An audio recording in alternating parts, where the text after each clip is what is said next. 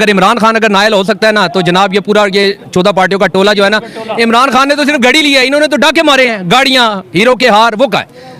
ठीक है, जवाब दें। जिस बंदे का मुखालिफ वक्त का वजीर आजम हो, जिसका मुखालिफ वक्त का आर्मी चीफ हो, ठीक है, वो फिर भी अल्लाह जो अजल उसको हर चीज़ से निकाल रहा है, ये रब की मदद है उसके साथ। ठीक है, 14 महीने हो गए, कभी पेशाब निकाल के ले आते हैं, कोकीन है, कभी ले आते हैं जी इद्दत में निकाह किया, कभी कुछ ले आते हैं। कोई ऐसी चीज़ बताओ उसने कौम के साथ क्या ज्यादती की है, ये बताओ।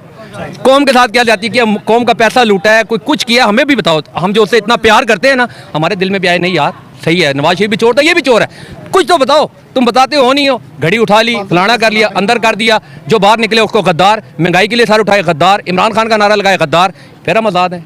यहूदी एजेंट भी कहा जाता है। यहूदी एजेंट भी कहा जाता है उस शख्स को जो खाना काबा के अंदर जाने की, जिसको सादत नसीब हुई, मस्जिद नबी में नमाज पढ़ने की, हर चीज़ की सादत जाने की नसीब हुई, उसको कहा जाता है यहूदी एजेंट। ये पाकिस्तान में एक रिवाज चल गया भाईजान, जिस मुल्क में फातिमा जिन्ना को नहीं छोड़ा गया, उन जैसी